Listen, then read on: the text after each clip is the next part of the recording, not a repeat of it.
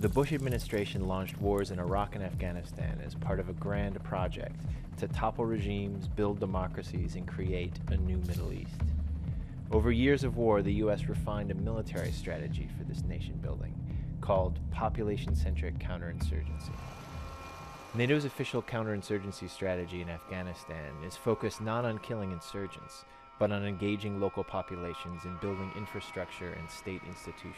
What's the name of this village after? I have no idea. The idea behind a population-centric counterinsurgency campaign is that you are going to stand up these institutions that are going to win not just the hearts and minds, but the stomachs and the wallets of the local population against the insurgency. Matthew Ho is a former Marine who later served as a senior State Department official in Afghanistan.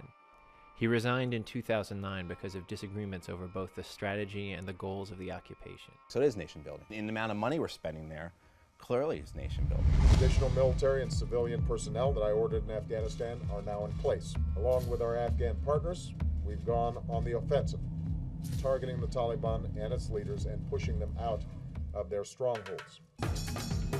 2010 was the moment of truth for America's counterinsurgency strategy. Billions of dollars and tens of thousands of additional troops surged into the country to bring the writ of the Afghan state into the heart of Taliban territory and to start building an exit strategy for coalition forces. But after almost a decade of war, the Taliban continue to gain ground against NATO, and the Afghan state continues to disintegrate. Despite the claims of our administration that the Taliban is now backpedaling, it's hard to see that in fact or reality. November was the most IEDs ever in place, 1,500 IEDs in November.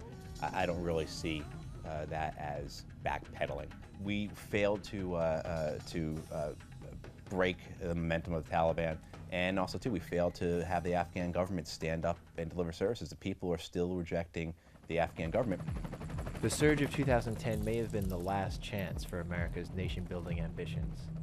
With the offensives in Marja and Kandahar stalled, U.S. strategy on the ground started to shift. Last year at this time was supposed to be a population-centric campaign. That quickly morphed. It became much more dependent upon special operations raids, much more dependent upon targeted assassinations. So I think you've seen that shift, which is, born of desperation. Publicly, the military claims that its counterinsurgency strategy remains unchanged, and embedded journalists are still presented with small-scale development projects as if they were America's core military mission. But outside of camera range, the U.S. is ratcheting up a covert campaign of night raids and airstrikes. It's been a very effective campaign. A tremendous number of Taliban commanders and Haqqani network leaders have been killed by the United States. At the same time, a dramatic number of civilians have also been killed. Jeremy Scahill is the Nation magazine's national security correspondent. Special Operations Forces raids in Afghanistan have risen from 30 a month in 2009 to around 1,000 a month by the end of 2010. You can't overstate the impact that these night raids have in undermining the stated U.S. goal of counterinsurgency or winning hearts and minds in Afghanistan.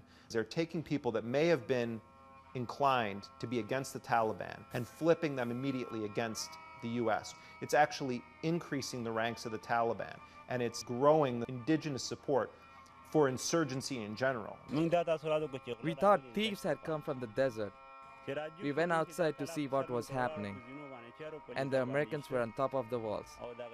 They killed 5 of us.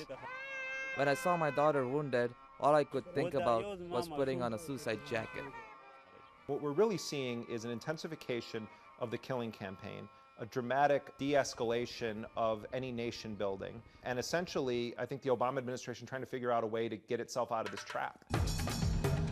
The Obama administration no longer mentions Bush-era dreams of a new Middle East.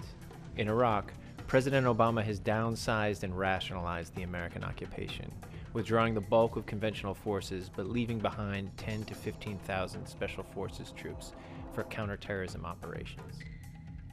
And in Afghanistan, the administration has not declared it publicly, but the U.S. military is already enacting a new strategy on the ground, de-emphasizing nation building and ratcheting up Special Operations Forces raids.